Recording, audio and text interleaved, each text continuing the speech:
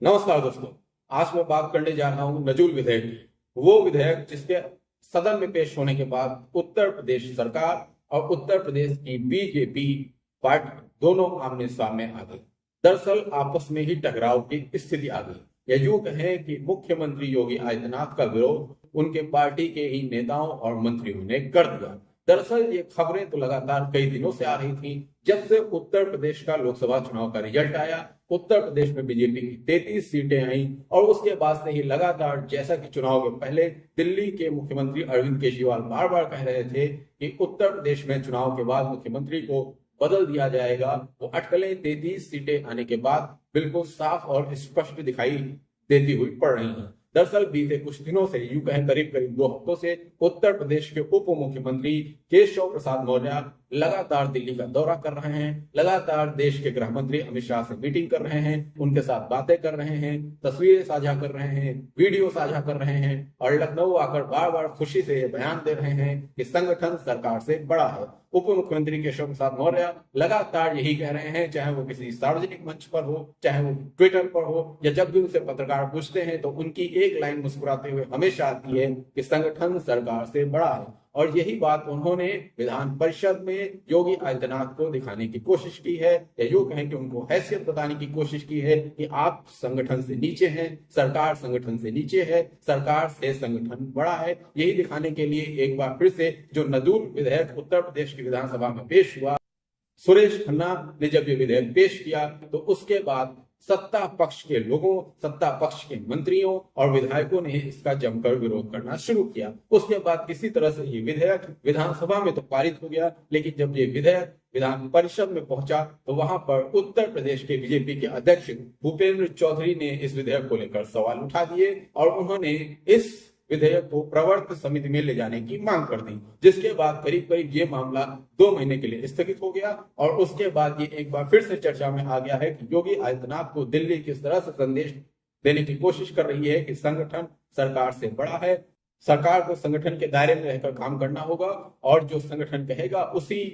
पद चिन्हों पर सरकार को चलना पड़ेगा। ये यूं कहें कि योगी आदित्यनाथ को चलना पड़ेगा, मनमानी नहीं चलेगी। लेकिन ये सबके बीच जो इस विधेयक को लेकर ये कार्य हुआ, जिस विधेयक को लेकर ये उठापटक हुई, उस विधेयक के बारे में पहले आपको बता देते हैं कि आखिर ये नजूल भूमि विधेयक है। तो नजूल भूमि विधेयक वो विधेयक है जिसमें ऐसा पहले होता था जब अंग्रेज भारत पर शासन करते थे तो जो भी राजा महाराजा या यूं कहें कि प्रजा के लोग उस शासन का विरोध करते थे, उनकी संपत्ति को, उनकी जमीन को अंग्रेजों के द्वारा अधिग्रहित कर लिया जाता। उस भूमि को नजूल भूमि कहते थे और उसी भूमि को लेकर ये विवाद सारा फैला हुआ है। दरअसल नजूल संपत्ति विधेयक में ये प्रावधान किया गया है कि अगर कोई नजूल संपत्ति पट्टे पर ली गई है और उस पट्टे का किराया नियमित रूप से भुगतान किया जा रहा है, उसमें किसी तरह का कोई उल्लंघन नहीं हुआ है, उसके अनुबंध के सारे नियमों का पालन किया गया है और उसका सब कुछ ठीक है, तो उस पट्टे का नवीनीकरण कर दिया जाएगा और ऐसे लोगों को 30 साल के लिए पट्टे का रिन्यूअल दिया जाएगा।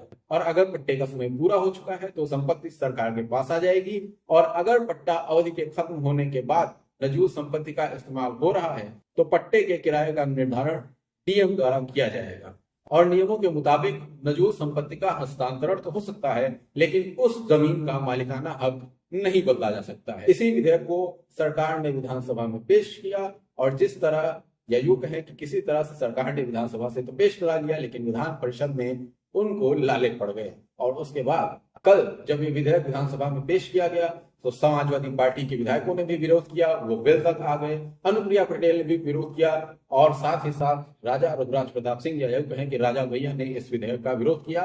खैर विपक्ष ने तो विरोध किया ही, लेकिन साथ में जो सत्ता पक्ष के नेता और मंत्रियों ने विरोध किया, ये ज्यादा अहम है। और फिर भी किसी भी तरह से योगी आदित्यनाथ ने इस बिल को पास करा लिया, लेकिन जब ये बिल विधान परिषद में पहुंचा तो भूपेंद्र चौधरी ने इस बिल के रास्ते में रोड़ा अटका दिया। तो सवाल यही पर आता है कि आखिर ये रोड़ा क्यों अटकाया गया, और जो भूपेंद्र चौधरी ने कहा कि इस बिल को प्रवर समिति में भेजा जाए। अब प्रवर समिति की रिपोर्ट करीब करीब 2 महीने बाद आएगी। सवाल फिर से एक बार वही है कि बार बार ये संगठन सरकार को हैसियत दिखाने की कोशिश क्यों करता है।